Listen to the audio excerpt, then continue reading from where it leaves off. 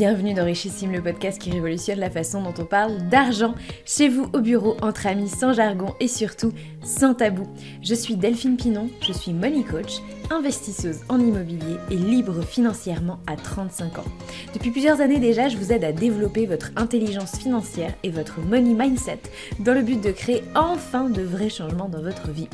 Chaque semaine, je partage un nouvel épisode avec un invité ou en solo dont l'ambition est de provoquer de vraies prises de conscience à propos de l'argent. Retrouvez-moi sur Instagram, c'est Richissime Podcast, pour les coulisses du podcast, pour des contenus toujours plus inédits à propos de l'argent, des partages personnels et également pour connaître mes offres de formation et d'accompagnement. Aujourd'hui, j'ai choisi de vous parler d'un sujet d'immobilier spécifique pour les investisseurs, même les investisseurs les plus débutants. Quel est le bon timing pour vendre un bien ? En fait, c'est une question qu'on me pose régulièrement, mais la réponse, elle n'est pas si évidente que ça. Et parfois, il y a des motifs justement qui sont évidents pour provoquer une revente. Par exemple, si vous avez besoin de vous désendetter assez rapidement, si vous avez besoin de liquidité, ou si on vous soumet une belle opportunité de faire une plus-value, mais c'est loin d'être toujours aussi simple. Je pense notamment au cas d'une cliente qui a hérité de plusieurs biens immobiliers et qui se posait la question, est-ce qu'elle doit les exploiter ? Est-ce qu'elle doit en faire de la location ? Dans ces cas-là, quel type de location ? Ou alors, est-ce que c'est plus intéressant pour elle de les vendre, notamment pour des questions fiscales ? Et puis, si elle les vend et qu'elle récupère le cash, qu'est-ce qu'elle fait du cash ? Parce que c'est pas tout de récupérer des liquidités, mais si c'est pour que ces liquidités dorment sur un compte, alors ça sert pas à grand-chose. Une autre de mes clientes qui hésitait à revendre un de ses biens s'est vue dire par son banquier « Madame, vous devriez garder votre bien, après tout, ça fait toujours du patrimoine. » Sans aucune autre forme de raisonnement que c'est toujours bien d'avoir un peu d'immobilier. Merci, cher banquier, pour cette analyse très fouillée. Arbitrer son patrimoine est une question qui nécessite un peu plus de profondeur d'analyse et un certain détachement aussi affectif des biens dont on parle.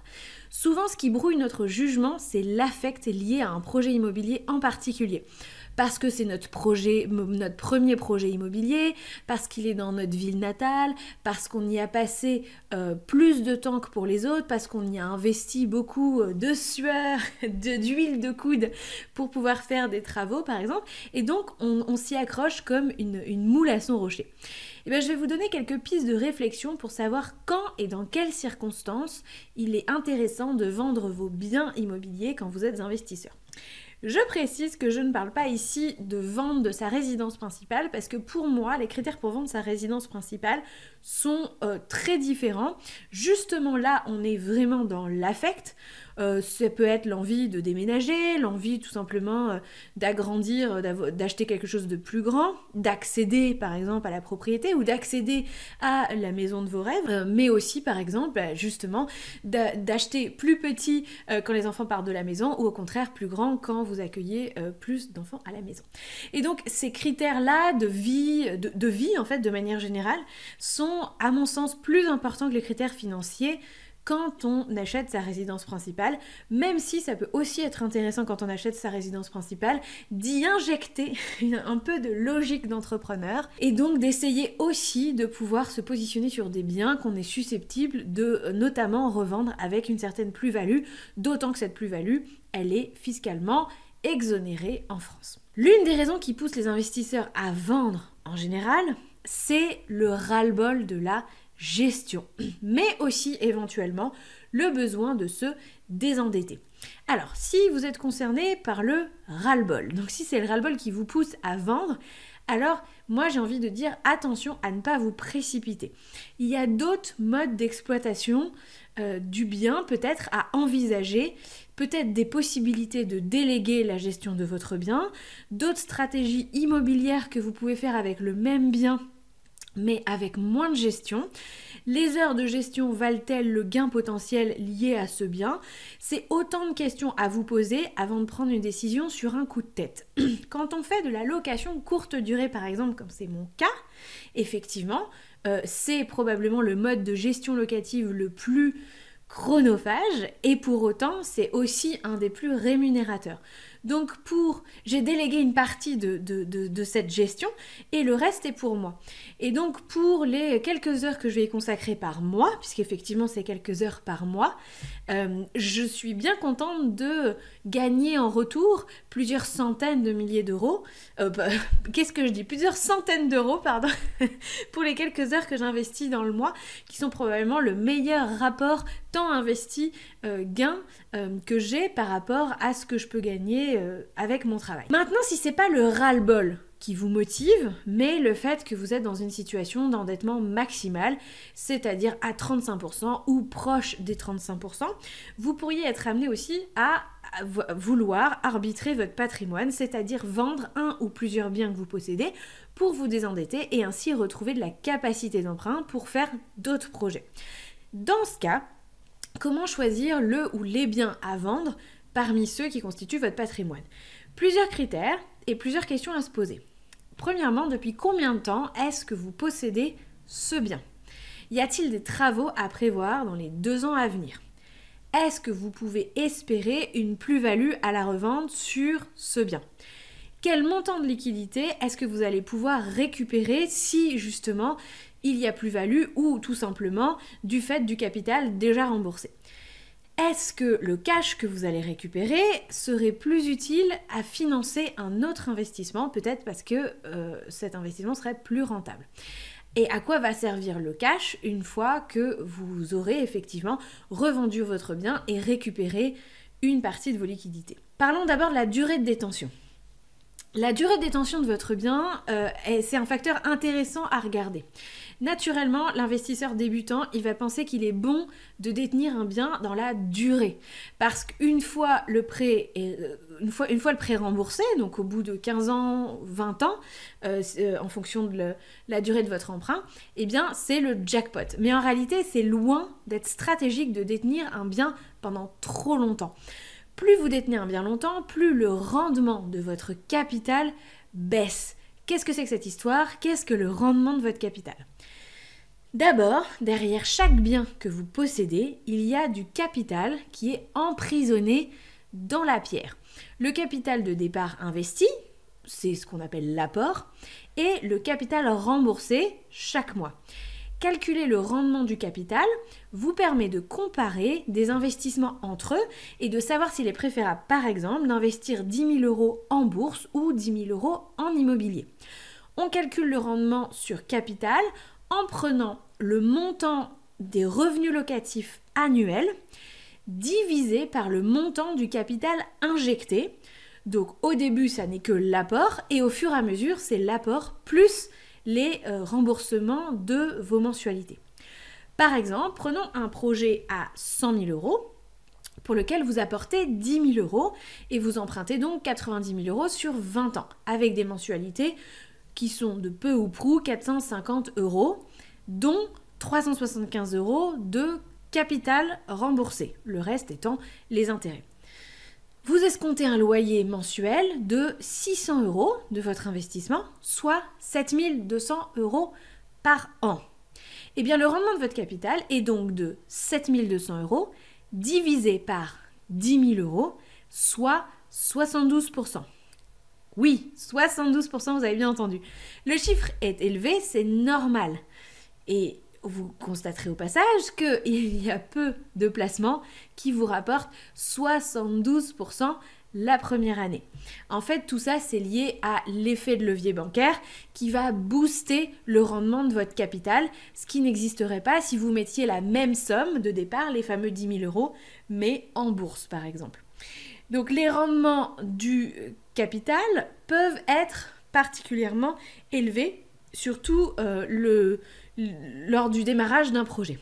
Mais en année 2, il faut refaire le calcul. Parce que votre capital, il est plus de 10 000 €, mais de 10 000 € plus le capital déjà remboursé, soit environ 4 500 € par an dans l'exemple que je vous ai donné. Le rendement du capital baisse donc à 50% en année 2.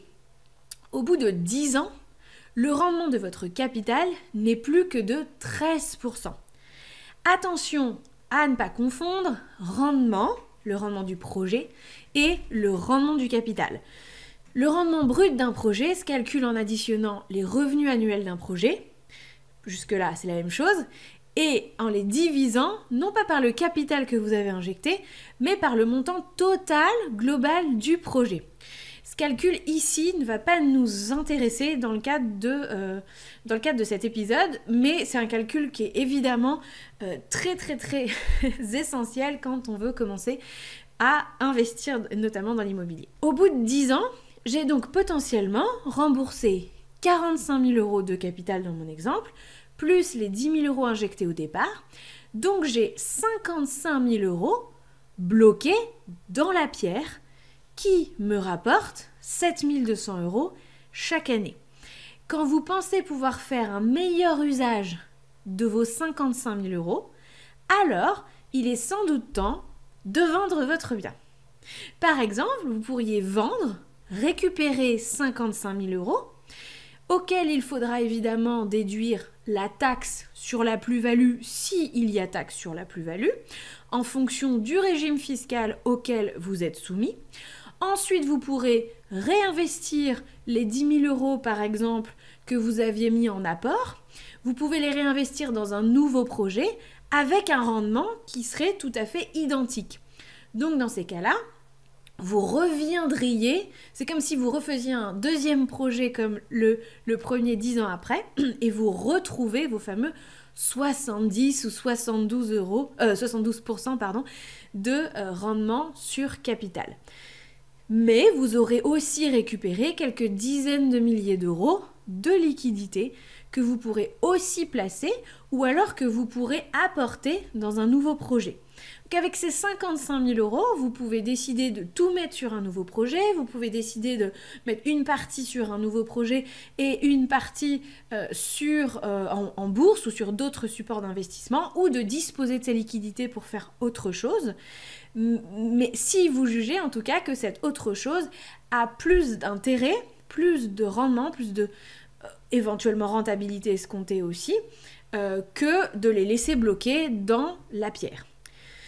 En revendant donc ce premier bien, vous pourrez donc en refaire 1, 2, voire 3 opérations identiques et ainsi doubler ou tripler vos rendements. Autre critère qui entre en jeu, dans est-ce que oui ou non je dois vendre mon bien et quel bien parmi ceux que je possède je dois vendre, l'autre critère c'est ce qu'on appelle l'obsolescence immobilière.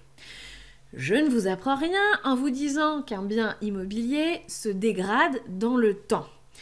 Pour une exploitation locative, il faut compter de refaire les peintures, par exemple à peu près tous les 5 ans environ, que ce soit de la location courte durée ou de la location longue durée.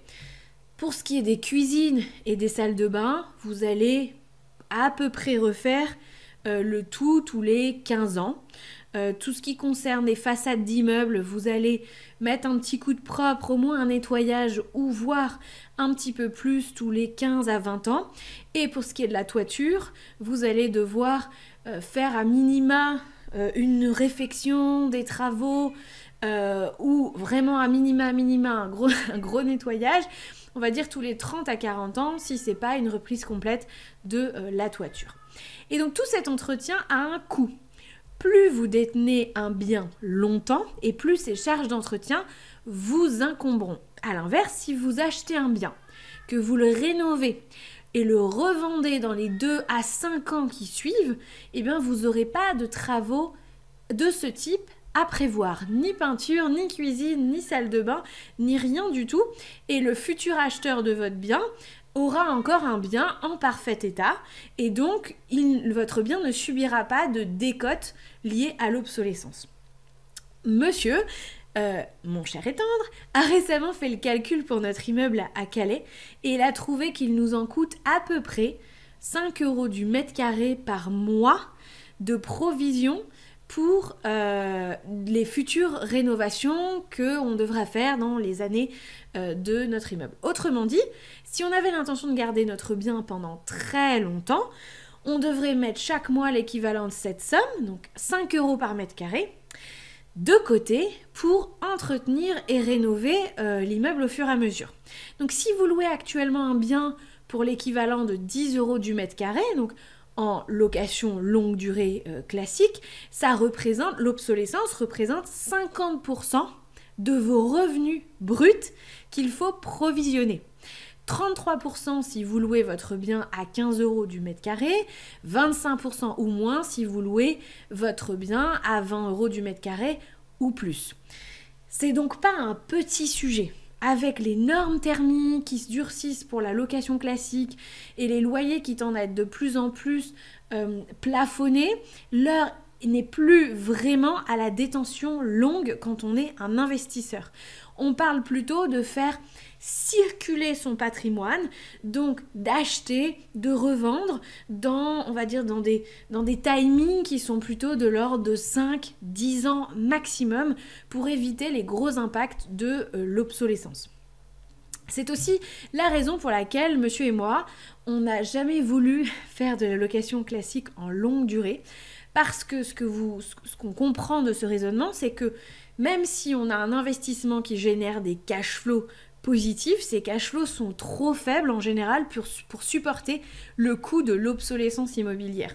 Certains diront oui, mais la dégradation en location courte durée, elle est potentiellement plus forte, plus rapide, et vous aurez raison, parce que je ne peux pas le nier, mais la part du coût de l'obsolescence rapportée aux revenus de la location courte durée, elle, parce qu'ils sont plus élevés, elle est plus faible. Donc c'est une question de proportion. La proportion de l'obsolescence par rapport aux revenus est plus faible que dans le cas de la location longue durée.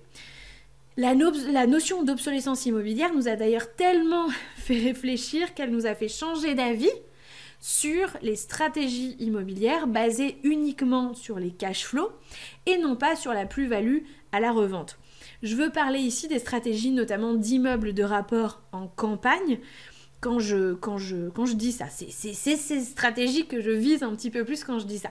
Si vous achetez un petit immeuble en campagne, que vous le rénovez et le mettez en location longue durée, vous avez intérêt à ne pas le garder trop longtemps parce que vous ne ferez sans doute pas de plus-value et vous aurez à supporter le coût de l'obsolescence sur des cash flows qui, eux, sont très faibles. Donc attention, c'est pas une mise en garde sur cette stratégie, mais le fait est que c'est aussi à prendre en compte quand on s'engage dans ce type de stratégie. A fortiori, si vous investissez avec aucun cash flow ou avec des cash flows négatifs, évidemment, cette réalité de l'obsolescence immobilière s'applique aussi, et donc de toute façon, ce que vous aurez à provisionner de l'argent, du cash, des liquidités pour faire face à cette obsolescence qui évidemment est plus importante, plus la durée de détention du bien est grande. Avec monsieur, on préfère maintenant se positionner sur des projets immobiliers qui dégagent un peu moins de cash flow, mais qui ont un potentiel de plus-value plus important, voire même immédiat dès la fin de la rénovation. La plus-value d'ailleurs est un autre critère pour décider de vendre un bien. Il n'est pas facile de savoir si le marché est plutôt haut ou s'il est plutôt bas. Et puis en plus il peut être haut et encore monter, et il peut être déjà bas et pour autant stagner. Et pendant le Covid, on a vécu des situations, nous, assez différentes en fonction des différents territoires où on avait déjà du patrimoine. Par exemple, nos biens situés au Havre ont quasiment doublé de prix au mètre carré pendant cette période, alors qu'à Calais, notre immeuble, il n'a pas pris vraiment de valeur, ou peut-être en 2 ans, il a peut-être pris 5 ou 10%, mais pas beaucoup plus. À Gravelines, là où on habite, on a aussi vu l'immobilier doublé, quasiment, en tout cas dans la zone où on habite. C'est passé de 1 600 € du mètre carré à peu près à plus de 3 000 € du mètre carré. Donc si vous êtes en situation de plus-value latente, vous pouvez soit vendre et prendre vos gains, soit jouer un petit peu et attendre que le marché augmente encore.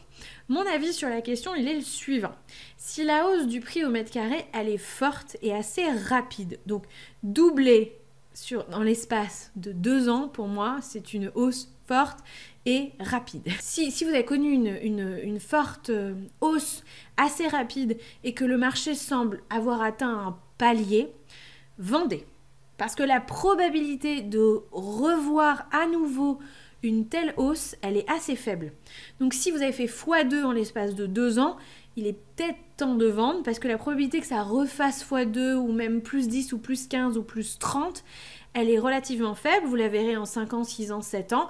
Et là, effectivement, on revient sur oui, mais le rendement de votre capital va baisser.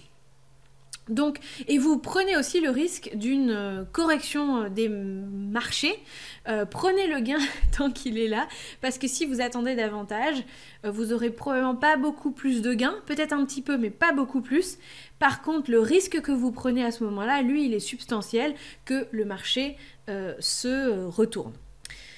Concernant notre immeuble à Calais, c'est très peu stratégique de le vendre maintenant, parce qu'on n'a pas de plus-value latente à faire. On a remboursé très peu de capital parce qu'on avait un différé de remboursement. Donc ça fait, je crois, à peu près 1 an qu'on rembourse du capital sur cet immeuble. Donc on n'a pas grand-chose à récupérer d'une vente. Et en plus, cet immeuble dégage des cash flows positifs d'environ 15 à 20 000 euros par an. Cash flow positif. Donc seul avantage qu'on aurait à le vendre, c'est si on avait absolument besoin de se désendetter pour un autre projet plus intéressant. Mais effectivement, ce projet-là ne va pas nous permettre de récupérer du cash. Donc, on a décidé de le garder pour l'instant. Si on doit vendre, notre choix se portera plutôt sur d'autres biens. Et c'est d'ailleurs ce qui s'est passé, c'est ce qu'a fait monsieur en vendant déjà l'année dernière un de ses appartements au Havre, qui effectivement avait doublé quasiment en valeur, et en ce moment même, il est en train de vendre un deuxième, parce que lui aussi avait doublé en valeur. Les 2 appartements vendus ont fait donc une forte plus-value latente, et ils avaient en plus les rendements sur capitaux les plus faibles parmi tous nos biens. Voilà pourquoi le choix d'arbitrage s'est porté sur ces 2 biens. Alors c'est une décision qu'a pris mon compagnon, parce que c'est des appartements qui lui appartenaient à lui seul et non pas à moi. Donc même si j'ai pu de loin participer à la réflexion, effectivement, je n'en retire rien à titre personnel, si ce n'est que notre situation globale de couple se désendette, et donc j'en bénéficie puisque les nouveaux projets qu'on fait, on les fait à 2. Autre critère qui peut vous amener à vendre un bien, c'est si vous constatez un effet de saturation de votre marché. Par exemple, s'il y a trop de biens à la location et que vous peinez à louer le vôtre au niveau auquel vous escomptez un certain rendement. Donc évidemment, si vous baissez votre prix de location ou votre prix à la nuitée si vous faites la location courte durée, vous trouverez probablement des locataires. Mais si vous escomptez un certain niveau de rendement de votre projet et que vous n'arrivez pas, ou c'est de plus en plus dur de louer à ce niveau-là, c'est probablement que l'endroit où vous êtes est en phase de saturation. Nous, c'est ce qu'on constate au Havre sur la location courte durée. L'offre locative s'est considérablement développée en quelques années, que ce soit sur la longue durée ou la courte durée, et donc les biens qu'on a ne sont plus nécessairement dans le top des biens, notamment sur les plateformes de location courte durée. Que ce soit ceux que monsieur possède ou ceux que l'on gère en sous-location professionnelle aussi, il y a une forme de saturation. En fait, le Havre connaît une saturation du marché, enfin en tout cas c'est mon explication, et ça se concentre particulièrement sur les petites surfaces. Une saturation en location courte durée, elle est à mon sens toujours temporaire, parce que s'il est plus difficile de trouver une rentabilité pour les investisseurs en location courte durée, les investisseurs vont finir par tout simplement vendre leurs biens ou le retirer tout simplement du marché de la location courte durée et le mettre en location classique. Attention, parce que quand je dis que la saturation elle est temporaire, on parle quand même de cycles qui à mon avis sont de 1, 2 ou 3 ans pour saturer un marché et pour aussi le désaturer. Donc ça va pas si vite que ça, les mouvements immobiliers sont jamais des mouvements qui sont très, très rapides. Entre le temps où les investisseurs constatent la saturation, décident de faire des arbitrages, de vendre leurs biens, et donc que ça régule à nouveau le marché, effectivement en général il se passe minimum 2 ans sur un cycle. que ce soit à la saturation ou à la désaturation comme je dis. Donc si vous avez l'impression que vous avez bénéficié d'une période favorable pour la location mais que ce n'est plus le cas, c'est peut-être un facteur de plus pour déclencher la vente d'un bien et utiliser donc les liquidités récupérées de cette vente pour se positionner sur des investissements plus rentables et donc peut-être aussi dans des zones qui sont différentes. Et pour finir, la dernière question à se poser est la suivante. Que faire de son cash une fois qu'on a vendu? Parce que c'est bien beau de vendre, mais si c'est pour laisser l'argent dormir à un rendement bien inférieur à celui de votre investissement immobilier, c'est pas non plus l'affaire du siècle. Sauf à avoir juste besoin de liquidité sur vos comptes, par exemple, pour justifier de pouvoir réemprunter de l'argent auprès de la banque ou pour reconstituer votre épargne de précaution. Donc, il y a des cas où c'est intéressant de vendre, de récupérer de la liquidité juste parce que vous avez besoin qu'elle soit là, présente pour assurer le banquier, pour faire un projet personnel. Éventuellement aussi, même si effectivement, si vous vendez un bien pour récupérer des liquidités pour financer un mariage, en termes d'investissement, de rentabilité de son investissement, on n'y est clairement pas.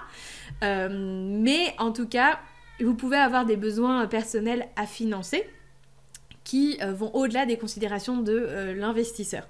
Mais effectivement, en récupérant des liquidités, tout simplement, si vos comptes étaient presque à sec et que même si vous aviez la possibilité d'emprunter, les banques vous disent tous oui mais monsieur, madame, vous n'avez pas suffisamment d'épargne de côté et donc le risque est trop grand pour nous, effectivement, vous allez vendre, vous désendetter certes même si vous n'en aviez pas besoin, mais vos liquidités vont rester sur vos comptes pour justifier de pouvoir à nouveau emprunter.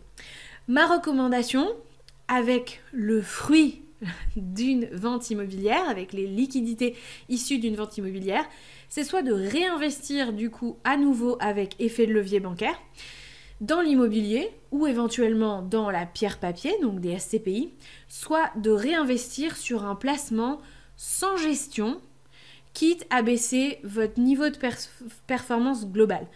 Parce que ce qui est intéressant, c'est d'y gagner sur un tableau. Alors, soit vous allez y gagner parce que vous allez faire un investissement qui est plus rentable, vous allez vendre un bien, récupérer des liquidités et vous allez vous positionner sur un investissement qui est plus rentable et notamment avec effet de levier, soit vous allez vous positionner sur un bien qui va demander beaucoup moins de gestion, donc vous allez au moins être gagnant sur ce niveau-là, vous allez accepter d'avoir des rendements un peu plus faibles, mais vous allez aussi y gagner en tranquillité parce que vous ferez un investissement sans gestion ou en tout cas avec moins de gestion. Voilà pour cet épisode. Merci beaucoup d'être allé jusqu'au bout. Je suppose que malgré tous mes efforts pour apaiser mon chat, vous avez dû entendre les petits cris derrière parce qu'il est très très très très très content de passer à la caméra et donc du coup il est un petit peu excité. Je m'excuse pour ça mais c'est vivant au moins. Voilà, vous entendez les coulisses de l'enregistrement de ces épisodes et en tout cas j'espère avoir suffisamment avec cet épisode alimenté vos réflexions sur le sujet. Pensez à prendre 1 minute, 2 minutes pour noter les idées clés que vous avez envie de retenir avant de partir vaquer à vos occupations. Et moi je vous retrouve très bientôt pour un nouvel épisode. D'ici là, prenez soin de vous et de vos finances. Ciao, bye bye.